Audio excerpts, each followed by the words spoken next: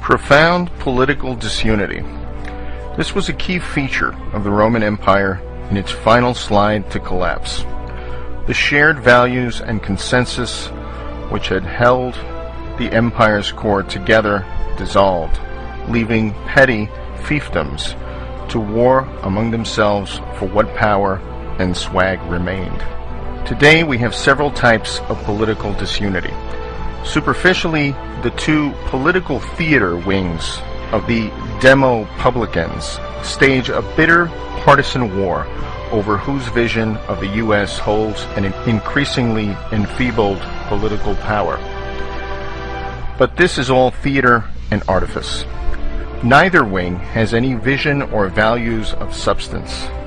Each slavishly serves their masters, the corporate cartels and financial oligarchy, while feeding their vast constituencies in the savior state with borrowed treasure to maintain the power. However, the real disunity is between a doomed status quo and those willing to deal with reality. Right now, those willing to deal with reality are few, but they have the distinct advantage of reality on their side, while the status quo has only propaganda, artifice, phony political theater, and empty promises. The disunity stems from the public's innate desire to hold on to the empty promises and cling to hope offered by the status quo that these grandiose, impossible promises will be met, despite the abundant factual evidence to the contrary. Every attempt to lead the public towards the realization that the present is unsustainable is crushed by a frantic assault by the cartels and players who will lose power and profits when the status quo crumbles. Promises always sound better than reality until a crisis punctures the promises. But the anger generated by this deflation of too good to be true promises threatens both rationality and stability. And what of the leadership?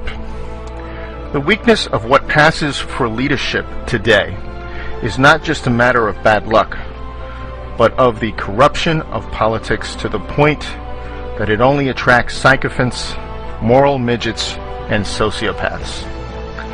It's easy to blame those attracted to the game for this, but the real cause is the American people, who reject honesty in favor of artifice and promises. The American public is childlike, self-centered, myopic, ill-informed, and ultimately uncaring about anything but getting what's theirs. Thus, anyone who promises that their share of the swag will remain untouched wins, and anyone who suggests the swag is unsustainable is rejected.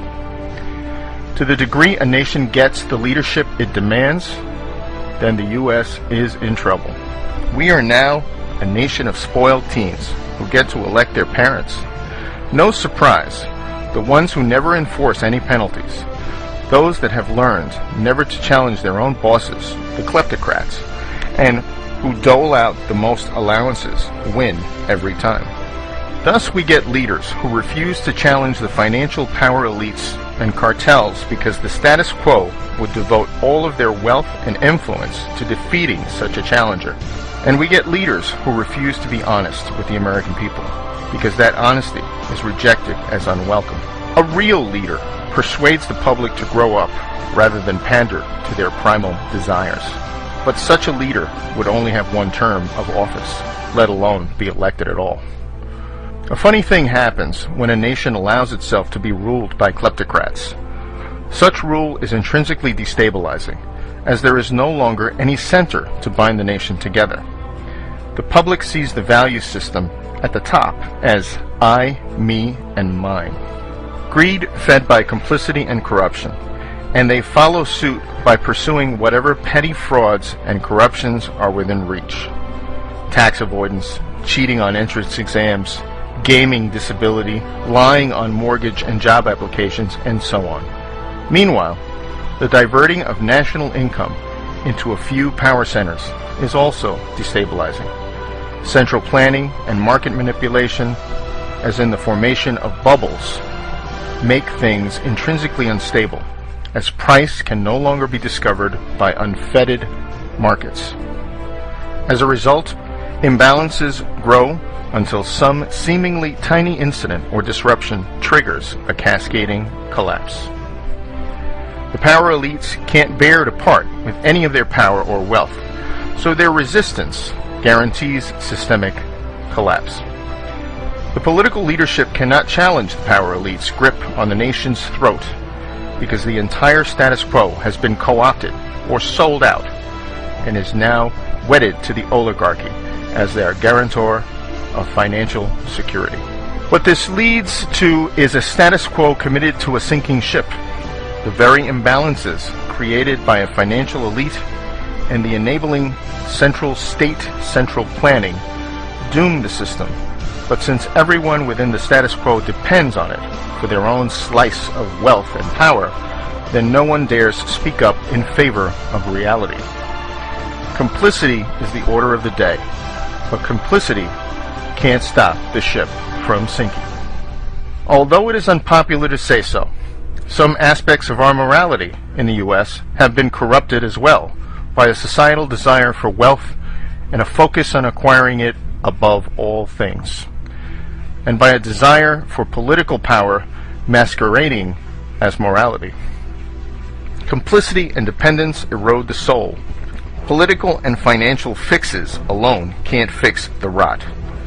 In a fundamentally corrupt, complicit society, rules and laws are routinely evaded, bypassed, undermined, or simply ignored. Making more rules fixes nothing if the rules are merely for show or only for the bottom 99% of us.